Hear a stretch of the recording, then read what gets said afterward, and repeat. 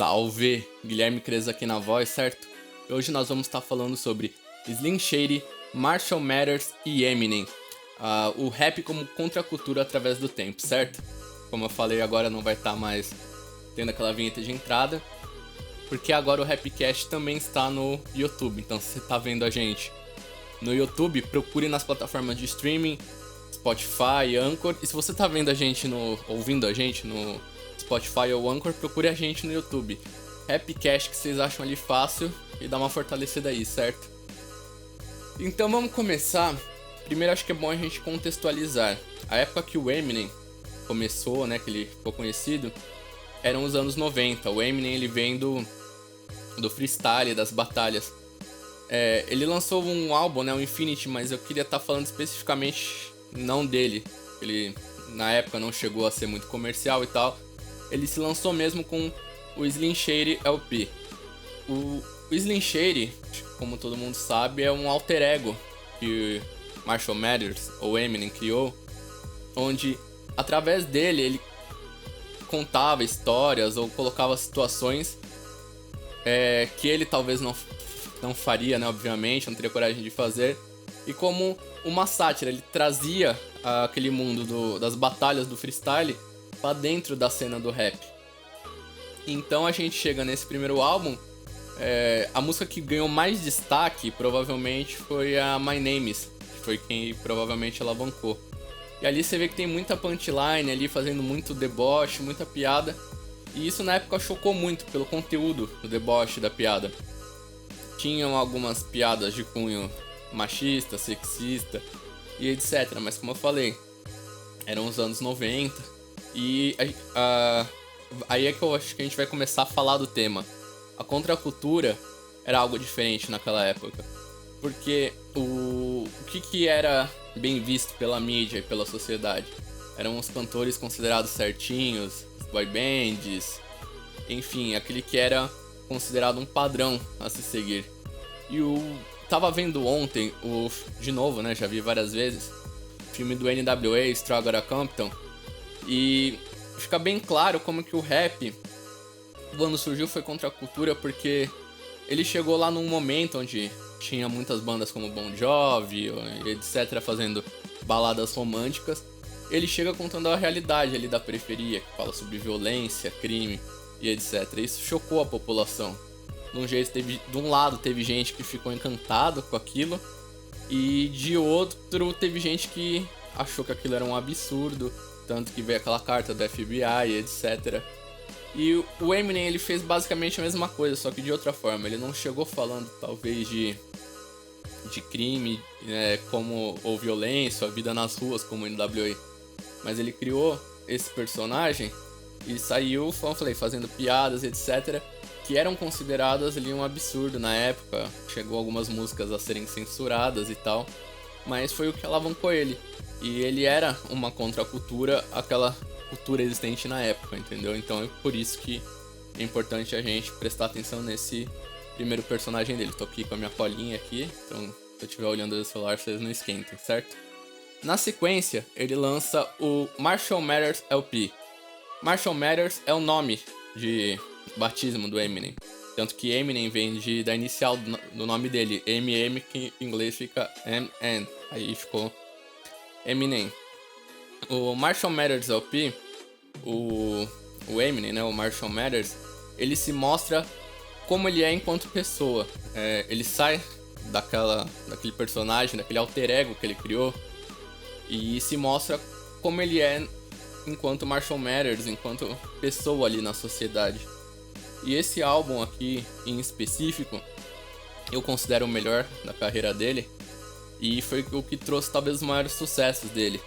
E aí é muito interessante, principalmente a terceira canção, Stan, porque aconteceram várias coisas naquela época. Teve o atentado em Columbine, aí falaram que era por causa de violência de jogos. Teve alguns casos de violência que alguns adolescentes cometeram, que falaram que era por causa que ele tinha influenciado com o álbum dele, Slim Shady LP, que ele influenciava as pessoas. E aí ele faz essa música pra dizer que, na verdade, ele não tem responsabilidade nas ações dos fãs. Ele nem sabe direito o que acontece com os fãs, porque é muita gente, ele não consegue saber. E por mais que ele queira ajudar tal, não tem como. Então, na verdade, ele faz essa música, né, que conta a história de um fã obcecado por ele, que acaba se matando com a namorada grávida e tal, pra exemplificar isso. Então, eu acho que nesse álbum, ele é muito real, ele é ele mesmo, falando sobre a vida dele. E como qualquer pessoa, como eu falei, principalmente, sempre vão colocar, o Marshall Mathers LP foi lançado em 2000, então não tinha talvez tanta coisa sobre desconstrução e etc. Então, de novo, surgem rimas daquele jeito, machistas, sexistas e etc. Mas, ao mesmo tempo, ele consegue se colocar como pessoa. Isso, novamente, se torna uma contracultura num mundo onde, naquele momento, a cultura era aqueles ídolos pop totalmente ali, fabricados pela mídia. Eles tinham aquela aura de perfeitos ali. Eu lembro daquela cena, mais ou menos dos anos 2000, Britney Spears, Justin Timberlake e etc. Esse álbum, como eu falei, trouxe os maiores sucessos dele, além de Stan, trouxe The Way I Am, The Real Slim Shady, que acho que é uma das mais famosas dele até hoje. King, que é uma música bem pesada, mas também é uma das mais famosas.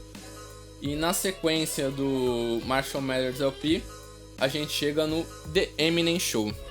E aí é quando Marshall Mathers se apresenta enquanto artista. Ele, lógico que Eminem e Marshall Mathers são basicamente quase a mesma pessoa, mas no Marshall Mathers LP ele se coloca muito falando sobre a vida pessoal dele. E aqui, diferentemente, ele se coloca ali como artista, como um influenciador ali através do rap.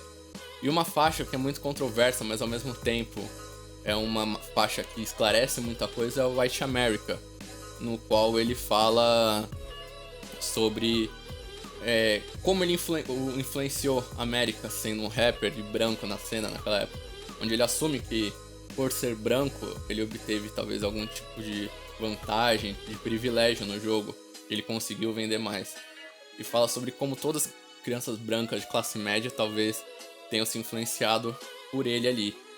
E é muito interessante que, novamente, ele vem daquela forma agressiva, principalmente na faixa 4, Clean Out My Closet, que também gerou uma polêmica absurda lá, que ele falou que estava enterrando a mãe dele, etc. Without Me também, que tem umas rimas bem controversas e etc. Mas ali a gente conhece ele e o posicionamento dele enquanto artista ali naquele momento. Como eu falei, o The Eminem Show foi em 2002, faz 18 anos atrás.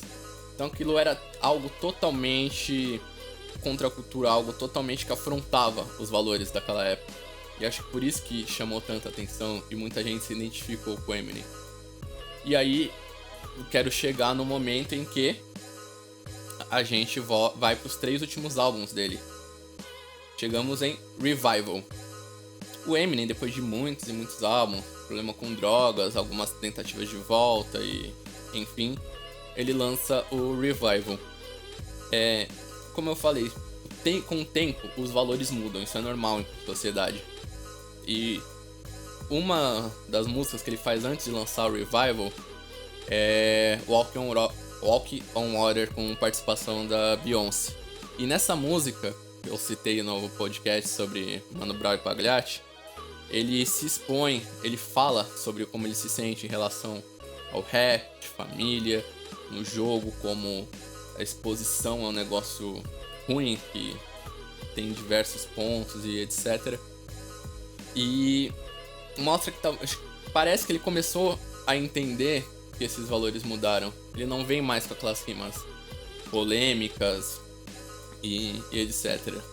Eu acho que seria uma versão mais velha e madura, talvez, do que foi o Marshall Mathers LP. Teve até o Marshall Mathers LP 2, mas eu queria citar bastante Revival porque ele me passa essa impressão, como ele entendeu que, como o tempo passou, lutas começaram a se destacar, não que apareceram porque sempre existiram, estavam aí desde sempre, mas talvez começaram a ganhar destaque, e ele entendeu que talvez a fórmula que ele usava antes não ia dar certo. Apesar que ele ainda falhou um pouco nesse álbum por talvez tentar a fórmula comercial que deu certo antes e talvez não chamou tanta atenção.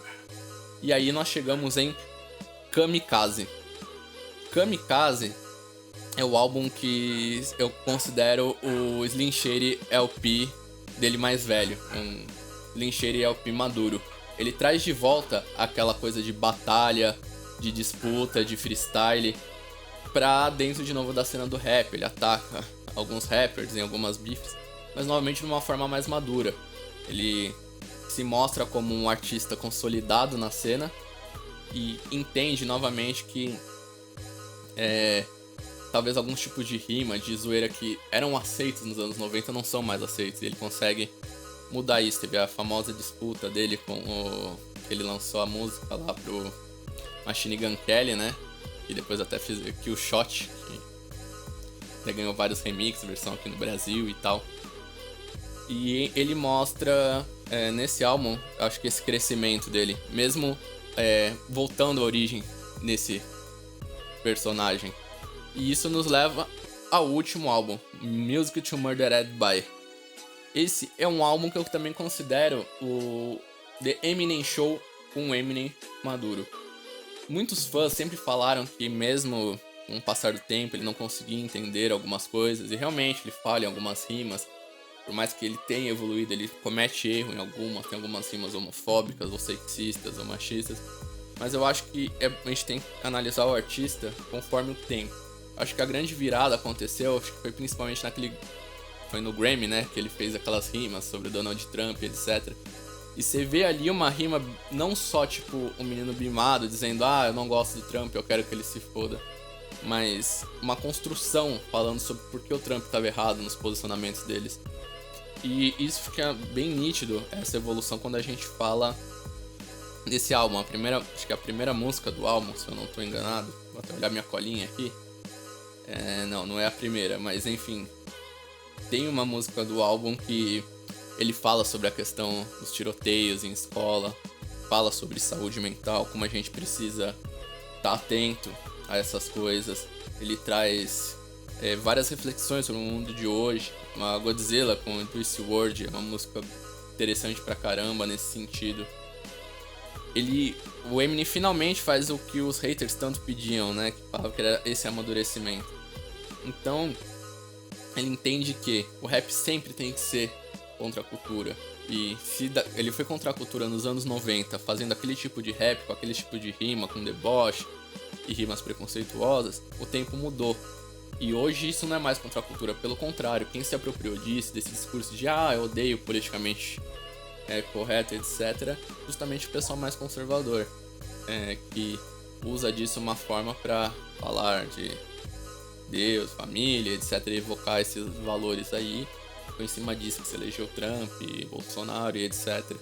E o Eminem entende isso, então ele muda a forma de abordar esses assuntos. E isso fica bem claro. Por isso que eu quis citar os 3 primeiros álbuns e os 3 últimos.